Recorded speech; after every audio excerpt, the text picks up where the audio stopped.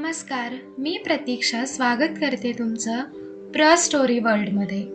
सदर कथा ही पूर्णपणे काल्पनिक असून त्याचा वास्तवाशी कोणताही संबंध आढळत नाही. आपण ऐकत आहात अपरिहार्य. मी परत आलोय हे सांगायला आलोय मी, मौर्य रागाने म्हणाला. समर पाण्याचा ग्लास घेतच होता जेव्हा त्याने मौर्याचा वाढलेला आवाज ऐकला. त्याने वळून एक नजर मौर्यवर टाकली. परत एकदा बोल, समर तीक्ष्ण आवाजात म्हणाला. समरचा आवाज ऐकून मौर्य एकदम नरमला. पायावर असलेला पाय काढत तो सरळ बसला.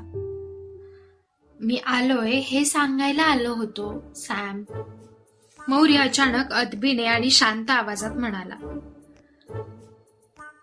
असं नाही, मगाशी ज्या आवाजात म्हणाला त्या आवाजात म्हण. समर पाण्याचा ग्लास हातात घेऊन बाहेर येत म्हणाला. सॉरी की, माफ कर ना यार. मौर्य दोन्ही पाय वर घेऊन सोफ्यावर बसत म्हणाला.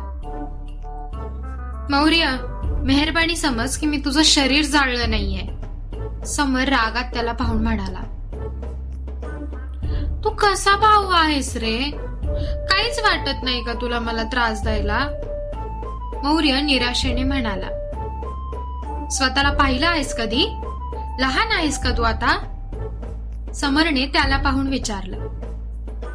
ठीक आहे ना, मान्य आहे मी लहान नाहीये, पण मला तुझ्यासारखं गंभीर होऊन पण नाही जगता येत. मौर्य तक्रारीच्या सुरात म्हणाला. मी म्हणत नाहीये माझ्यासारखं जग, पण थोडं भान ठेवून जग. आपण कोण आहोत आणि काय करतोय हे पहा ना जरा. समर त्याला पाहून म्हणाला. ठीक आहे रे. मौर्य वैतागून म्हणाला. का आला इथे? समरने मोबाईल मध्ये पाहत विचारलं.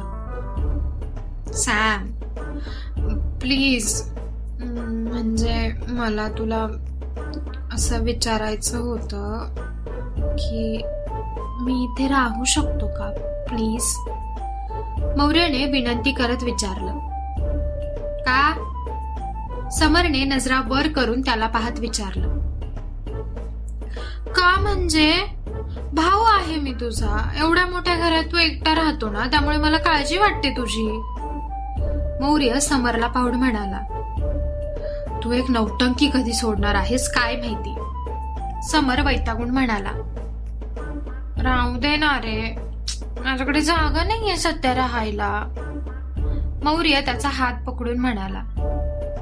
ठीक आहे, पण घरात घाण करायची नाही. घरातली कामं वेळेवर करायची, तरच तुला परवानगी आहे इथे राहायची. समर त्याला तिरप्या डोळ्यांनी पाहत म्हणाला. आई ग, भाऊ असावा ना तर तुझ्यासारखा. म्हणत मौर्याने त्याला एका बाजूने मिठी मारली. दूर हो रे, म्हणत त्याला बाजूला सारून समर तिथून उठला. मौर्य दात दाखवून हसला तसा समर वैतागत त्याच्या रूम मध्ये निघून गेला. मौर्याने आनंदाने उड्या मारल्या. डॉक्टर राव, शिफ्ट नंतर भेटू शकता का? हॉस्पिटलच्या कामाबद्दल थोडं बोलायचं होतं. मौर्याने दर्पणला मेसेज केला होता. हॉस्पिटलमध्येच बोललो असतो ना. दर्पणने त्याचा रिप्लाय केला. मी नाहीये हॉस्पिटलमध्ये, तुमची शिफ्ट संपली की कॉल करा. आपण हॉस्पिटल जवळच्या कॅफेमध्ये भेटू. मौर्याचा रिप्लाय आला. भेटावंच लागेल का? दर्पणने मेसेज केला. हो प्लीज. मौर्याचा रिप्लाय आला. ओके, 15 मिनिटं आहेत शिफ्ट संपायला, तुम्ही या, मी पण आलेच. दर्पणने मेसेज केला. तिने मोबाईल ठेवून दिला आणि डिपार्टमेंटकडे आली. फाईल्स आणि रिपोर्ट जमा करून ती स्टाफ रूम कडे निघाली. स्टाफ रूम मध्ये येताना मध्ये वेजची केबिन होती. दर्पणने घाईने पावलं उचलली आणि ती स्टाफ रूम मध्ये निघून आली. सगळं सामान बॅगेत टाकून ती फ्रेश व्हायला गेली. फ्रेश होऊन आणि चेंज करून तिने परत एकदा सगळं चेक केलं आणि बॅग खांद्याला अडकवली. स्टाफला सांगून ती बाहेर पडली. रिसेप्शन वरून बायोमेट्रिक मधून आउट करत ती बाहेर आली. पायऱ्या उतरून ती चालत निघाली, तेच मागून कोणीतरी हॉर्न दिला. तिने वळून पाहिलं तर ती वेजची गाडी होती. तिने दुर्लक्ष केलं आणि पुढे चालू लागली. दर्पण, दर्पण आत बस, मला बोलायचं आहे तुझ्याशी. वेद खिडकीची काच खाली करत आतून म्हणाला. दर्पणने परत त्याच्याकडे दुर्लक्ष केलं आणि पुढे चालू लागली. वेद चिडलेला दिसत होता, पण दर्पणला आता फरक पडत नव्हता. दर्पण, त्याने रागात मोठ्याने आवाज दिला.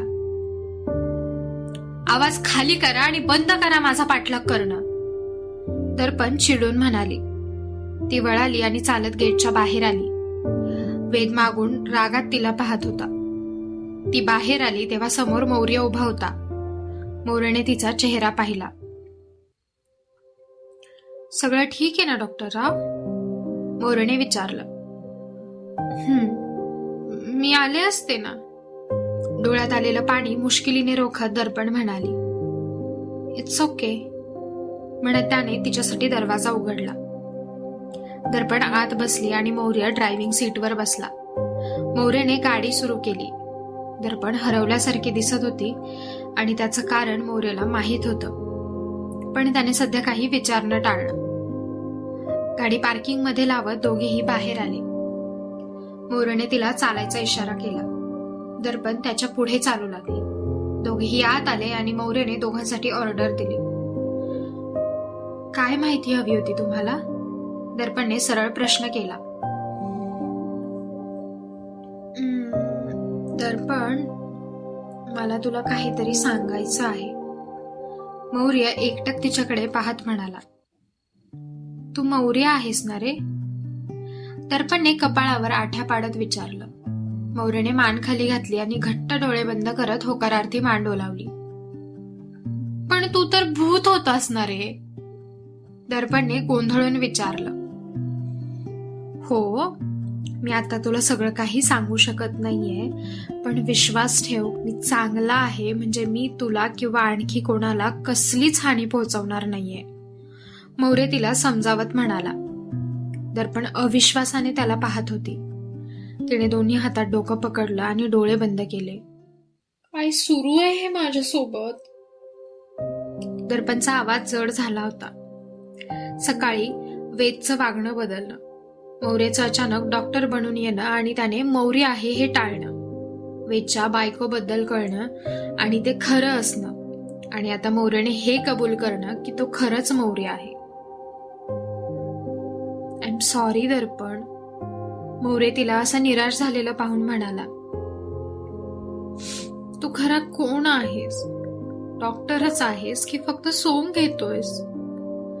दर्पणने डोळे पुसत विचारलं. नाही नाही नाही, मी खरंच डॉक्टर आहे. तुम्हाला पहिल्यांदा हॉस्पिटल बाहेर पाहण्याचं कारण हेच होतं की मी इथे मदतीला आलो होतो, पण मला मदत करता आली नव्हती तेव्हा, मौर्य म्हणाला. दर्पण शांततेत म्हणाली. तिचा फोन वाजला. तिने स्क्रीनवर पाहिलं, पण तिने फोन उचलला नाही. तिने आलेला कॉल कट केला आणि मोबाईल तसाच बाजूला ठेवला. वेद बद्दल कळालं. तू ठीक आहेस ना ग? मौर्यने शांतपणे विचारलं. दर्पण मान डोलवत म्हणाली. दर्पण घरी आली होती. तिने दरवाजा उघडला आणि आत आली. बॅग एका कोपऱ्याला टाकून देऊन ती गादीवर बसली. दोन्ही गुडघे पोटाशी घेऊन तिने त्यावर डोकं टेकवलं आणि दिवसभर रोखून ठेवलेले अश्रू तिने वाहून दिले. ती चुकली होती वेदला ओळखायला. तिला पहिल्यांदा कोणीतरी आवडलं होतं आणि त्याने असं काही केलं होतं. तिने तिच्या आयुष्याची तत्व कोणासाठी तरी मोडली होती आणि त्याने असं काहीतरी केलं होतं. झाले ना 24 तास डॉक्टर राव? समोरून आवाज आला. लाईट्स पण चालू झाल्या, पण तिने डोकं उचललं नाही. ती तशीच डोकं ठेवून बसलेली होती. समर तिच्या समोर हाताची घडी घालून उभा होता. डॉक्टर राव, त्याने परत एकदा आवाज दिला. प्लीज प्लीज मला एकटीला सोडा, दर्पण रडत म्हणाली. सोडलं असतं, पण ते शक्य नाहीये ग आता, समर तिच्याकडे चालत येत म्हणाला. Please please. दर्पण अजूनही तशीच बसलेली होती. रडणं बंद करते आधी. तू अशा माणसासाठी अश्रू ढाळतीये ज्याला तुझी काहीही पर्वा नाहीये, समर थोडंसं कडक शब्दात म्हणाला. प्लीज मी हात जोडते, प्लीज मला एकटीला सोडा, प्लीज. दर्पण त्याच्यासमोर हात जोडून म्हणाली. दर्पण. समर काही म्हणणार पण त्याने तिचे अश्रूने भरलेले डोळे पाहिले. तिचे डोळे रडून लाल झाले होते. तिला होणारा त्रास तिच्या डोळ्यात सहज दिसत होता. समरने तिच्या डोळ्यात पाहिलं आणि त्याला कसं तरीच झालं.